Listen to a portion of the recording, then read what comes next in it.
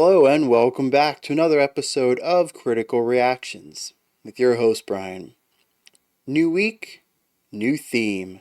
This time we're looking at sinister tones, those songs that are just so hauntingly oppressive. Just absolutely do not care if you enjoy them and have the sounds of an ominous evening to them. I'm not looking forward to this. We're kicking it off with some Lingua Ignota. I mean, we've checked some of her stuff out before. Yeah, sinister is a really good way to describe this. Let's just dive in. We're going to look at I Who Bend the Tall Grasses from the Sinner Get Ready album. Let's dive in. Glorious Father, intercede for me. If I cannot hide from you, neither can he.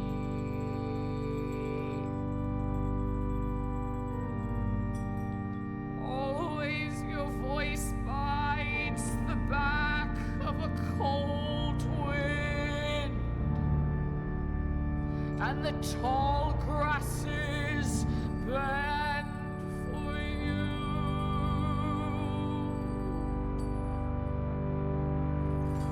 Where does your light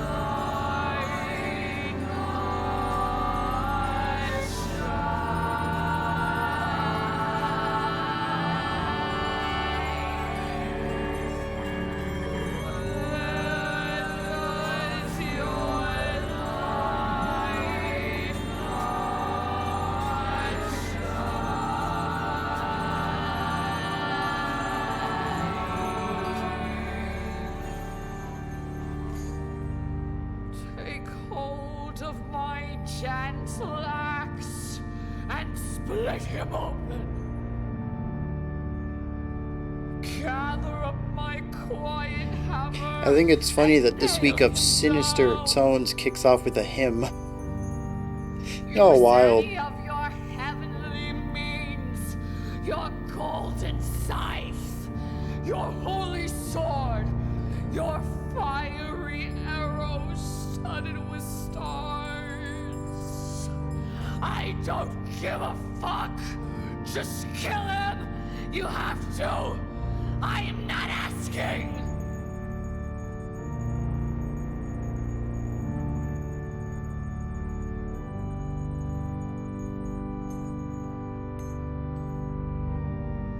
I have made my body your vessel. I preach your word in every room. I have walked the earth weeping. I whip my back with my many sorrows. Are my sacrifices not extravagant? All I have is yours, and I swear I can't do it again.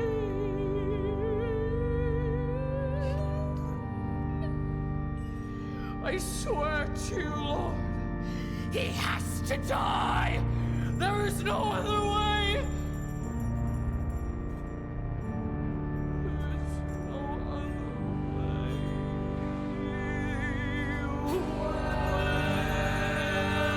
Where does your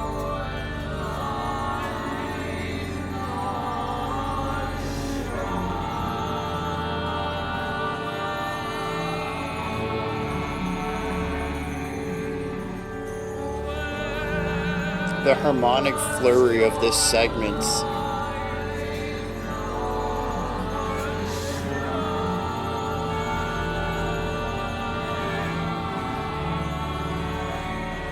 I have never loved him more than I do now, but I can't do it again. I have to be the only one.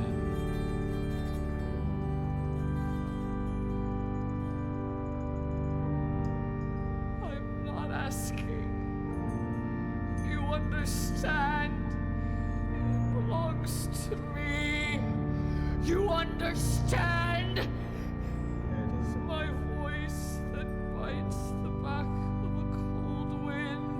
It is my voice that bites the back of a cold wind. And it is I who bends the tall grasses. It is I am the one. I am the only one. I have to be. I don't care that he can't help it. I can't do it again. I can't do it again. He belongs to me.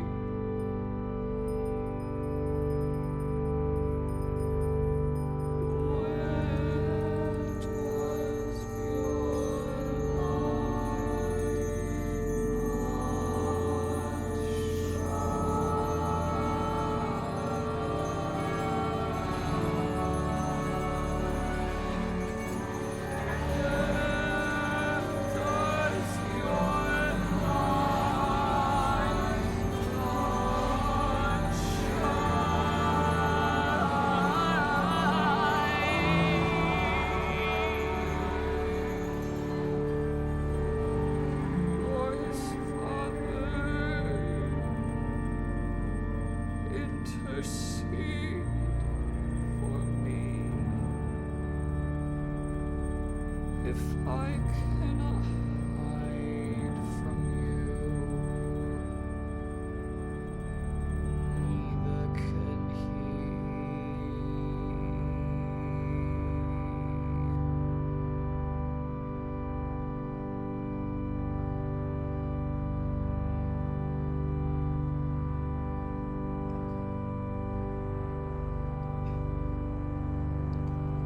Yep, that's an organ chord.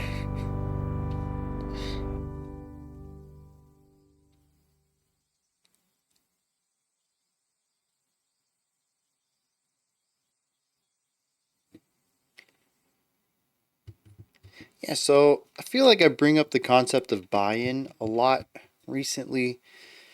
It has been on my mind. It's a concept I've just kind of landed on a while back, and I think about it often, especially pertaining to metal, which can be extreme, and extreme things have high buy-ins. This is an extreme song. It places the emotion on an elevated delivery. It says, what if we exaggerate everything? What if it is entirely on the nose what's going on? And then we push it even further because on the nose is kind of bland. On the nose is kind of boring. You'd rather be understated or overstated. Running the middle of the road just isn't the way to go about it. And so just push everything up to an 11 and it becomes a little absurd. I don't think this is a song most people would laugh at, and yet I got two good chuckles out of it. The absurdity can be expressive, and I think it is a majority of the time, but it can also come off as comedically absurd, such as the 20-second organ chord to wrap the song up on.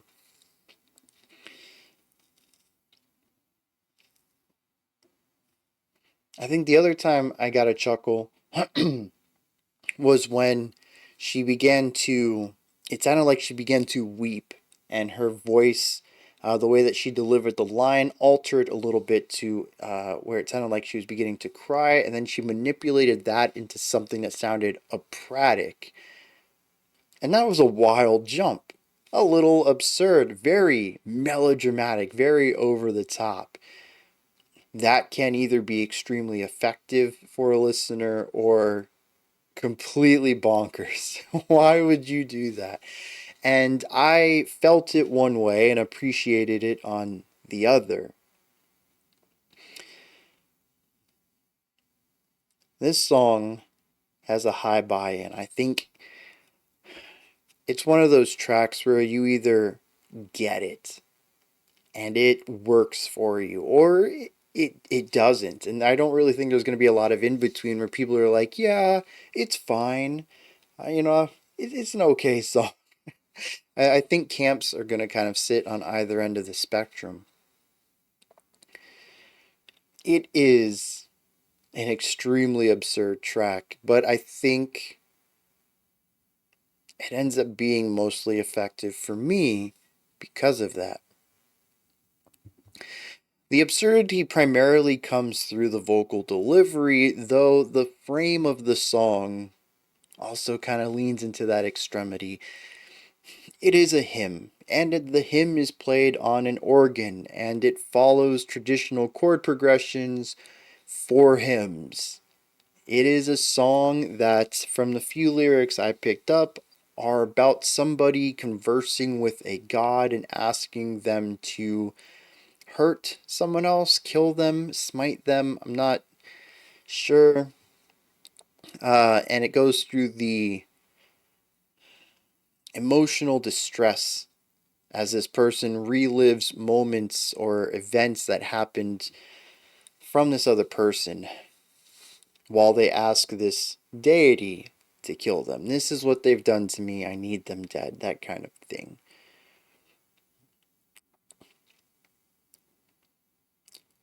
The music, the chords, the organ, and those little chimes, the bells on the strap that you kind of shake the strap and all the bells jingle. It's a very Catholic thing.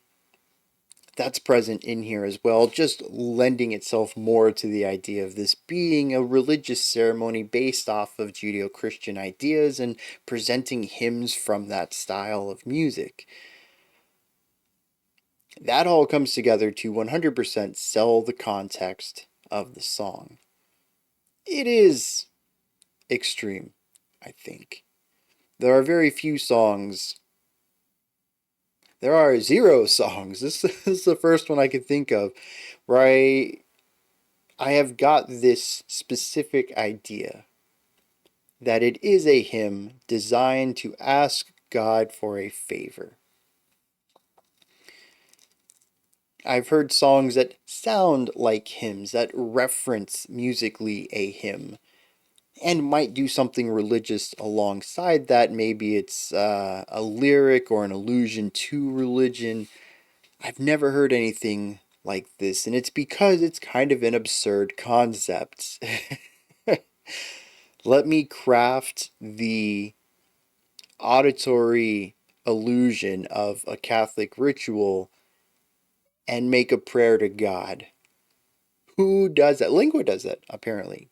Is Lingua like a first name or is it like a full thing? Should I just say Lingua Ignota? I don't, that's her stage name. I don't know her real name though.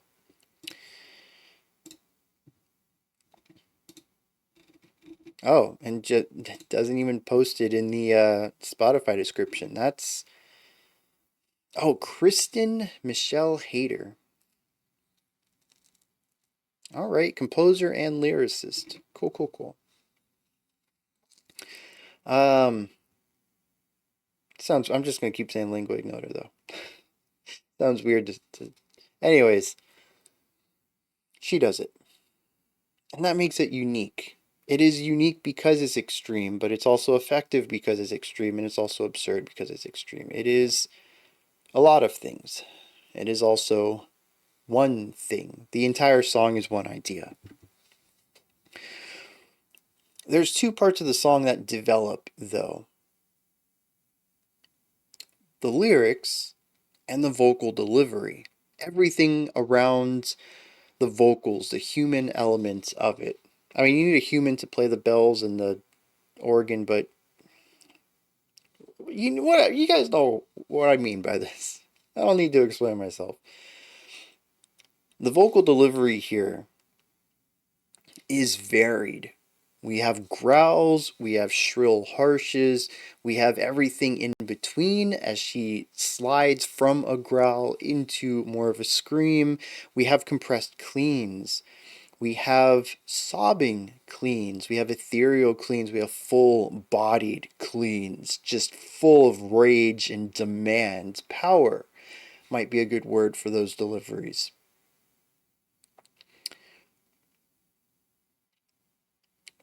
We also have vocal layering.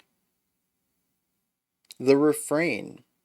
I don't know what's being said there. There's a lot of lines and a lot of dissonance. It's one of the few lines that I was just like, I don't know what's being said. It's obfuscated quite a bit. We'll touch on that in a second because that brings an entirely different discussion, which is harmony. Everything else, though, feels like a prayer. I did find it interesting at 2 times, though, she dips down into a very low pitch and stays on it very monotonously, hangs on to the final syllable, once again alluding to the Catholic, how would you call them? Group prayers?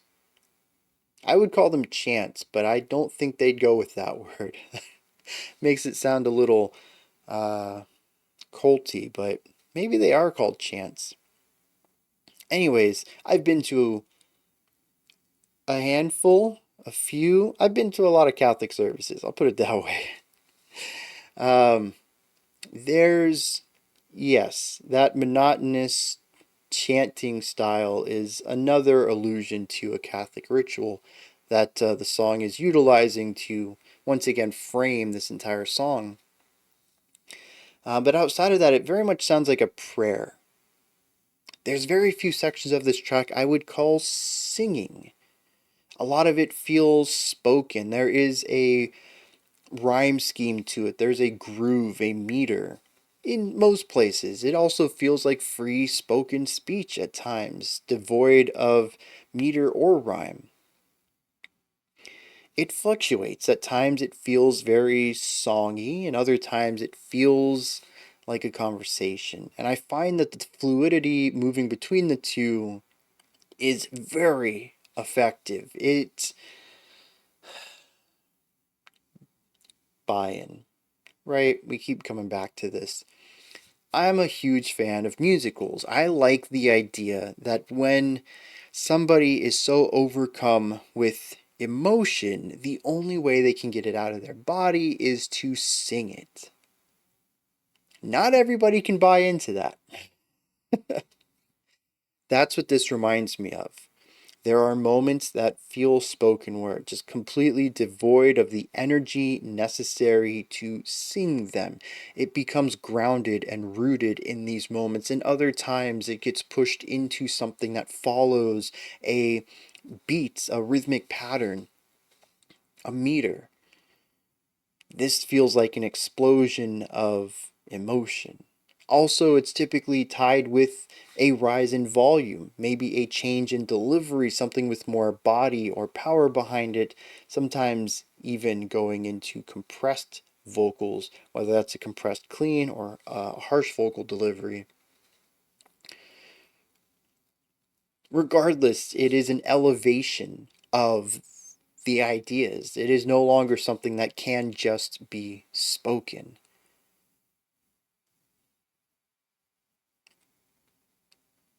This feels very natural to me. It is the one natural element of this, and it is because I do think it draws from musical theater. I appreciate it. It allows me to get over that hurdle of appreciating this outside of the absurdity of it. It draws me in a way that little else does in this track and allows me to stay within that bubble for much longer than I think I would be able to otherwise. But also for me, it is the pinnacle of the song. It is the point when the emotions are at a peak and they are delivered through all of these contrasting elements, the volume, the vocal delivery, the push towards a meter and a beat. Rhythmic elements are brought into it.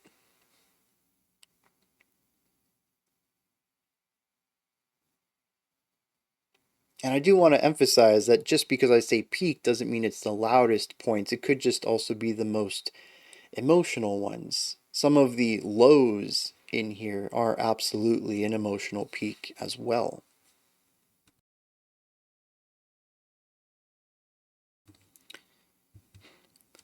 The song has a refrain. This is the part where all the vocals come in. Yes, this is a new vocal delivery. We have like 5 vocals all coming in rather full-bodied. What separates this, though, is the harmony, right? It's no longer one vocalist and the piano chords, which tends to stay rather consonant, but it's 5 vocalists with the piano chords and no semblance of wanting to stick within consonant harmony at all. In fact, there seems to be a hyper focus on dissonant harmony. Many of the voices absolutely clash in the pitches that they're singing, and I honestly don't even think that the pitches are entirely in tune to begin with, which could mean, if you'd like to view it from this perspective, that it's a microtonal harmony on top of that. Regardless, it presents a very specific moment of the song all 3 times we return to it. They are punctuation at the end of an idea. I can tell when we have moved on from one concept to the next. I find most interesting about this is that it's not copy and pasted. Every single one of these refrains has different harmonic movement to it. I'd also like to point out that it is not strictly focused on microtonal dissonant harmony. You'll often hear maybe just 2, sometimes 3 or 4 vocals, though all coming together to create a consonant harmony within it. It really is a merger of positive and negative harmony, creating this yin-yang of sound present within this moment. I'm curious what is said there, because it is an important part of the track, musically, storytelling-wise in the music as well. It represents a duality.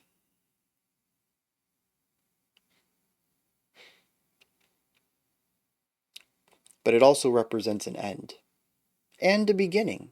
As I mentioned, it is a point of transition. We were doing this. This is the moment we tell you that that is over. We're going somewhere else now. We usually explore the next section. The next verse comes in after that. It is a way to break up the song into 3 distinct portions. I'm going to hit some lyrics, see what's going on there. We'll see if we can't wrap this up into any sort of cohesive idea about the song's themes and narrative. Alright, this song is about our character, or maybe the vocalist, I don't like to assume though, asking God to smite someone down. As I suspected based on what I heard during the reaction, says, "Glorious Father, intercede for me. If I cannot hide from you, then neither can he. Always your voice bites the back of a cold wind, and the tall grasses bend for you. You're all-powerful. You can see everything. You can see where I am. You can see where he is." The verse 1 then states, "Take hold of my gentle axe and split him open. Gather up my quiet hammer and nail him down, or use any of your means, your golden scythe, your holy sword, your fiery arrows. Just kill him. You have to. I'm not asking." I really like this because it starts out with the request. I just need this dude taken care of, right? It starts out like a prayer. If you could do this for me, that'd be fantastic. Please just do it. But by the end of it, it's like, no, this is a demand. It's not a request. I'm not asking. It has to be done. There is desperation at this point. Verse 2 and 3. Well, we'll stick with 2 right now. Verse 2 speaks about all the ways that she has devoted her life to this deity. I've made my body your vessel. I preach your word in every room. I've walked the earth weeping. Are my sacrifices not extravagant? I've done all of this for you. You could pay me back this one little favor, right? The end of verse 2 leans into the ideas of verse 3, though. The end of verse 2 says, I swear I can't do it again. He has to die. There's no other way. Once again, leading into the desperation of this request. All other avenues have been explored. Now I'm turning to you. This has to be done, and I can't do it. You know, I need an act of God to take care of this for me. Now, interesting about verse 3 is that there's a flip of things. The request doesn't change, as stated a couple of times, but the idea, or the concept that's been fleshed out a little bit, starts off says, I've never loved him more than I do now, but I can't do it again.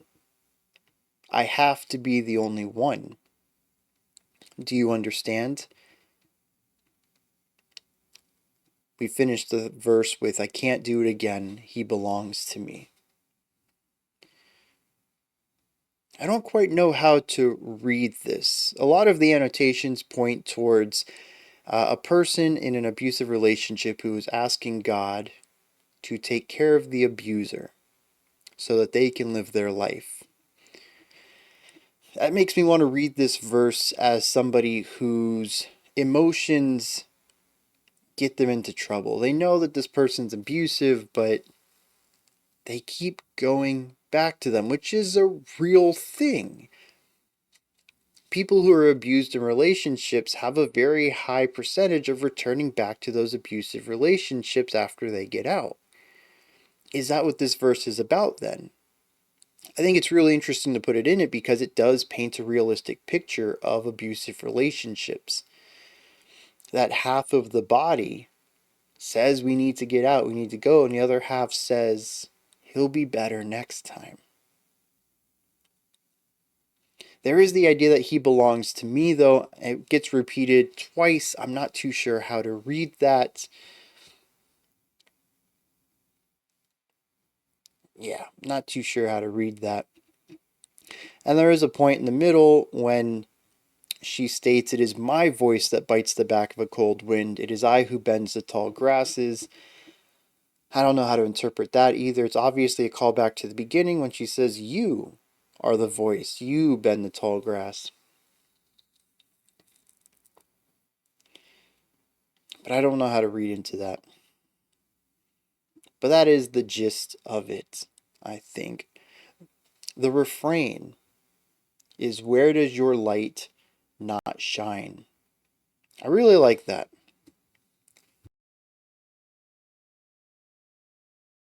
The idea that, assuming that this is the Judeo-Christian God, they are all-seeing. And yet, the travesties that this person puts through our narrator, the abuse that they have had from this other person goes unspoken for. There's no lightning coming down to smite them. There's no booming voice of God to tell them to stop. In fact, there's nothing religious or secular. It's not even like they're, possibly a way to read this is they're not even getting any punishments in societal law for their actions. Why is nothing being done about this? Where does your light not shine? Where do you not see that this person is hiding?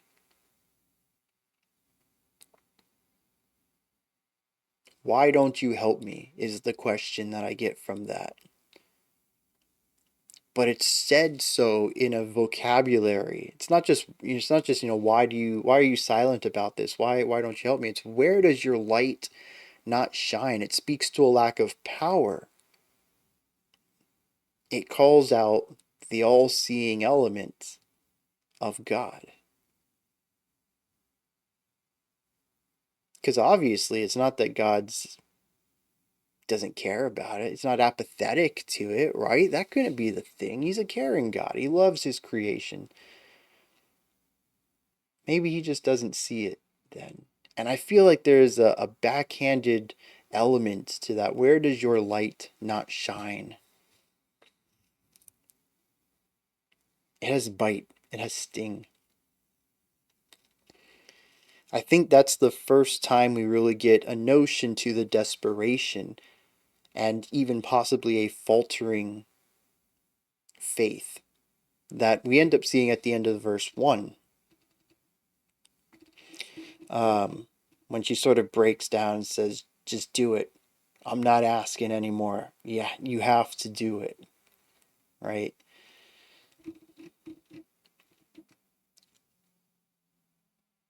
Yeah, that's a wild track.